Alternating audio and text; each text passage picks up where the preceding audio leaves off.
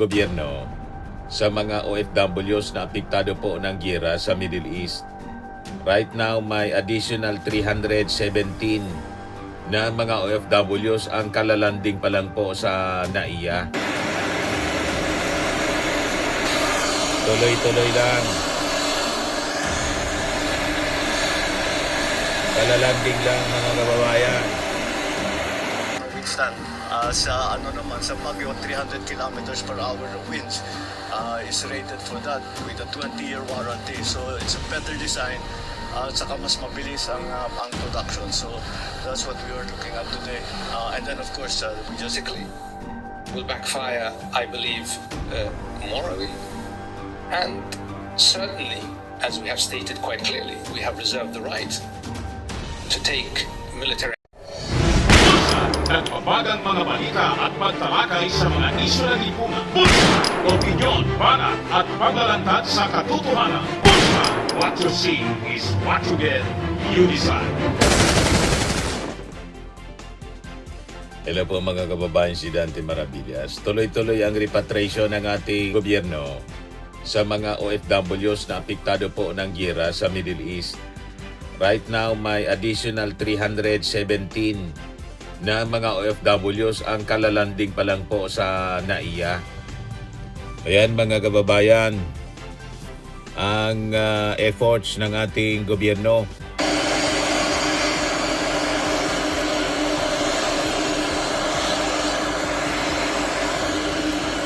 Di ba? Mga kababayan,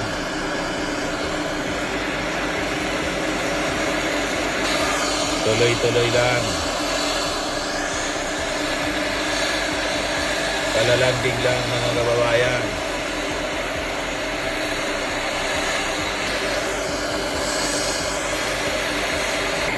Ayan na, nagsisipagbabaan na ang ating mga OFW. O diba? Yan po, sinalubong ng mga opisyal ng OWA at DMW. Yan ang flight mga kababayan mula sa Dubai and Abu Dhabi. Hindi yung puro daldal lang.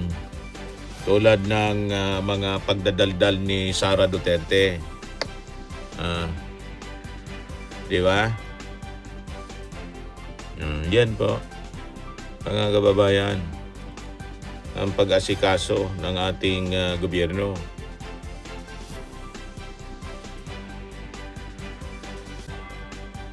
Yan po. Si Sara, puro lang laway, puro satsak. Wala ni isa na OFW ang natulungan. Kahit man lang sabi natin mga kababayan, yung mga DDS na OFW, walang natulungan. Puro lang siya kwento. Sabi dyan sa balita, more OFWs return to the Philippines. Look, the government's third chartered flight carrying 317 Filipinos from the Middle East landed at Villamor Air Base pala. Villamor pala yun, hindi NAIA. Correction. Villamor Air Base in Pasay City on Thursday. Since March 14, around 1,100 Filipinos from various countries in the Middle East have been repatriated via chartered flights due to the ongoing conflict in the region. Kala ko NAIA sa Villamor Air Base pala yun. Tayo, pag nagkakamali ng mga detalye, kinokoreksyon na natin kaagad. Kala ko NAIA Terminal. Villamor Air Base pala siya. Yan, Villamor Air Base. So, makikita natin kung gaano ang pagsisikap ng ating Pangulo na matulungan ang ating mga OFWs. At dito naman po sa ating bansa, yung epekto po ng giyera, yung pagtaas ng presyo ng mga petroleum products. Di ba? Pero panoorin muna natin yung naging statement po ni Secretary Kakdak. Ito siya, mga kababayan. Ay manggagaling sa UAE at lubos na pasasalamat natin sa UAE authorities sa pag-facilitate ng mga kinakailangan para makalipad itong flight na ito. 319 Filipinos ang pinadala. At higit 319 pala, hindi 17. Mali yung kanina. Yung mga 200 sa kanila ay mga OFWs at the rest are mga stranded Filipinos. So we work closely with Ambassador Ver and Conjen Ambo and CISO and of course our labor attaches. Lulan din ang flight na ito si DMW Undersecretary Nikki Tutay at DMW Assistant Secretary Venecio Legaspi na siya naman din nagpasinaya from the DMW OWA side ng pagsasagawa. Kasi may land travel din, may land transport din from Dubai to the point of departure. Ito ay So pangatlo to mga kababayan at chartered flights na pinag-utos, sabi ni Kakdak, ng ating Pangulong Bongbong Marcos. Kaya huwag tayong nakikinig po sa mga paninira ng kampo ng mga Duterte. Pinalalabas, walang ginagawa. Dami pong ginagawa yung ating Pangulo. Tapos sinabi naman ni Sara, bakit daw hindi? Yung mga OFWs, kinuna ng reaksyon. Kasi may mga puna, yung mga DDS, lagi lang nagpupuna sila. Bakit daw hindi mismo yung ating Pangulo yung sumasalubong? May alter ego siya, mga kababayan, na talagang nakatuka, na tumutok dito sa mga OFWs. Other self ng ating Pangulo. At ito yung mga opisyal niya, si Kakdak, at iba pang mga opisyal ng OWA at DMW. Yung ating Pangulo ikot ng ikot para i-monitor naman yung presyo ng mga petroleum products, solusyonan at saka yung presyo ng mga bilihin. And this time nga po, may announcement siya. Ayan o, mas malaking ayuda ang ipinangako ng ating Pangulong Bongbong Marcos. Nangako si Pangulong Marcos Jr. ng mas malaking ayuda para sa transport workers matapos ang pagpapaliban ng nakatakdang taas pasahe. Ito yung ating Pangulo. Binisita niya yung Maribeles National High School para sa paggawa ng mga classrooms. Pero na-discuss niya rito, mga kababayan, yung mga intervention. Dito nga po sa epekto ng patuloy na pagtaas ng presyo ng mga petroleum products. Dito po. Province and the cities na LGUs na nagtutulungan para makapagpatayo. Maganda naman ang naging design at yung pinuntahan namin yung kung saan ginagawa yung mga classroom, pati in-inspection namin, pati yung kanilang manufacturing method. At saka maganda ito because ang design nito ay mas matibay ito hanggang sa lindol 8, diba? Up to level 8 na kaya niyang mas mag-withstand. Sa sa Baguio, 300 kilometers per hour na winds is rated for that with a 20-year warranty. So it's a better design. At saka mas mabilis ang production. So that's what we were looking at today. And then of course, we just made sure that may yakap na ginagawa, which we also have to expand, which will be expanded because hindi lamang sa DepEd, kung hindi sa lahat ng PhilHealth. Kung maalala ninyo yung 60 billion na lipat sa budget ay ibinalik namin ang 60 billion. So now the PhilHealth has an additional 60 billion. So makapag-expand tayo ng mga program. We had to accelerate all of this because of the oil crisis that is happening. The problema is because of the war in the Middle East. So we are trying to find different methods para makapagbigay ng subsidy, para makapagbigay ng tulong. The problem is, so we are trying to find different methods para makapagbigay ng subsidy, para makapagbigay ng tulong. The problem is masyadong malikot ang presyo ng langis, hindi natin ma-anticipate. So we are still adjusting right now, but I think so far kahit papano, we will be able to soften the blow. Ito nga,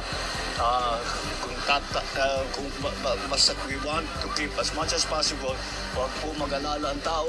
We are securing the supplies of oil, we are securing the supplies of food, and so far, sapat naman ang ating mga supply, ang ating mga naka-stock na sa langis at saka sa pagkain. Kaya ang binabantayan na lang natin ngayon ang presyuhan. Dahil sa pagkain, mas marami tayong magagawa. Pwede natin, naghahanap kami ng paraan pa para ibaba ang presyo ng pagkain. Yung langis, wala tayong magagawa dyan. Pero at least yung supply ay tinitiyak namin magkakaroon.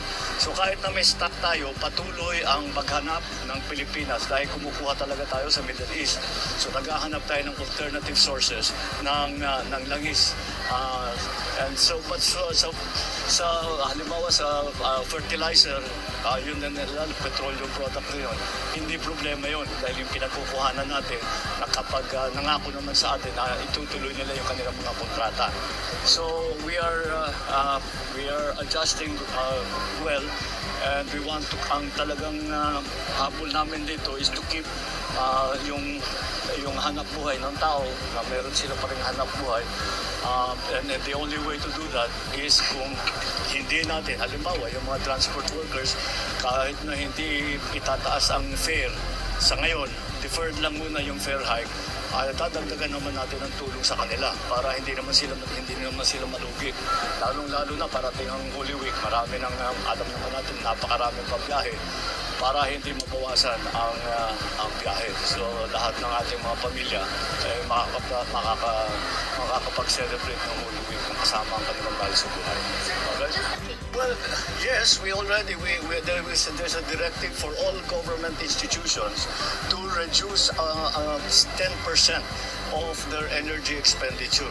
But many have already taken the initiative. Kung titingnan ninyo, solar was already becoming very, very popular. Dahil nga, it's free energy.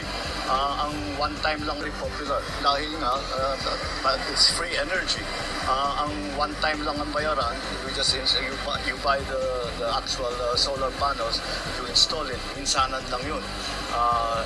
So, that has already been, but now we will accelerate that so that the load on our power plants is going to be lessened. And the other thing is the power plants, yung kanilang raw material, especially the coal, we were trying to move away from coal, but because of this crisis, we'll open up again the importation, the buying of coal para hindi makulangan ang ating power plant, para sapat ang ating magiging power supply for especially in all parts of the Philippines. And so far, we are all right. Okay naman ang natin. Ang supply natin as for raw material for power plants, we have a sufficient supply. So we are just watching, but we are content. Tuloy-tuloy yan. Tuloy-tuloy. Hindi namin tinitigilan araw-araw. We are talking to mga kaibigan natin mga bansa na meron silang supply na pwede natin kunin, kaya natin bilhin. We have already secured yung mga stockpile ng Pilipinas na nasa ibang bansa ay pinermiso na namin na iuwi na para magamit natin para pahabain yung ating stockpile. Imbis na sabihin natin 30 days, pahabain natin ng 2-3 buwan. And that's what we are working on so that halos sana matapos na yung gera at habang may gera pa rin, normal pa rin ang magiging buhay ng ating lalo na yung mga manggagawa. Alright? So yun mga kababayan, yung mga ginagawa ng ating gobyerno. Ngayon, yung conflict sa mas lalo nag-iinit sa Middle East. Umiinit na rin yung ulo ng Saudi Arabia. Pakinggan po natin yung warning ng Foreign Minister ng Saudi Arabia. Iran's message today was quite clear, as you mentioned. The targeting of Riyadh while a number of diplomats are meeting, I cannot see as coincidental. And I think that's the clearest signal of how Iran feels about diplomacy. It doesn't believe in talking to its neighbors. It tries to pressure its neighbors. And what I can say categorically, that's not going to work. The kingdom is not going to succumb to pressure. And on the contrary, this pressure will backfire. Will backfire politically, will backfire, I believe, morally, and certainly, as we have stated quite clearly, we have reserved the right to take military actions if deemed necessary. And if the time comes, the leadership of the kingdom will take the necessary decision. We will not shy away from protecting our country and our Nagbanta na po. resources. Possible military action. The main point here is that the Iranians continue to target economic resources and continue to attack the livelihoods of ordinary Saudis. So yun ang banta ng Saudi Arabia na ubusan na po ng pasensya. At ngayon sa latest naman po sa value ng peso, bumagsak na po yung value ng peso. Weakest Philippine peso value in history, 60.10 against the dollar. So lalong magiging expensive yung petrolyo. Pero pabor ito sa ating mga OFWs kasi mataas yung value ng sweldo nila kung dollar ang sweldo nila. Okay din ito sa mga mga content creator kasi ang revenues ng mga vloggers. So yan po mga kababayan yung mga latest na mga importanteng mga balita na dapat ninyong malaman. Ako po si Dante Maravillas. Bye-bye po. God Max bless. Firming and Lifting Cream, pinapahid po sa mga pulses in affected area. Mainam po sa paninigas ng mga kaso-kasuan. Ito naman po, Automax Radiant Serum. Sa mukha naman yung application. Anti-aging po siya. You will look 10 years younger than your age. Sa mga cancer patients naman po, baka lang gusto ninyo itong itry. Neng siya red mixed fruit drink. Hindi mo po siya gamot, food supplement siya. Kaya lang, gawa siya mga kababayan sa goji berry. Yung goji berry may anti-cancer properties. O ngayon, yung mga inquiries ninyo, dumiritso na lang kayo sa aming messenger sa Facebook para masagot namin agad. Ayos pa? Ayos na ayos niya, Mr. Maravilla. Sa mga naghanap po ng malinis and spacious fitness gym, pumunta lang po kayo sa aming Colossal Fitness Gym. May Grab car rental din po kami. But anyway, ito po pala yung aming bagong product na binibenta online. I am worldwide amazing pure organic barley powdered drink mix from Australia. Negosyo to ng aking anak na architect entrepreneur Riz Maravillas. Ayan po. Kontakin na lang po ninyo siya, Riz Maravillas on Facebook. Ang mga health benefits niya, boost immunity, improves digestion, enhance energy levels, packed with antioxidants, prevent cancer. Ito naman po yung bago naming product na binibenta online. Eye Glow Serum, whitening po siya. Tingnan ninyo yung epekto sa aking anak na architect before and now. Yung mga inquiries po ninyo, dumiretso na lang kayo sa kanyang Facebook account, Riz Maravillas.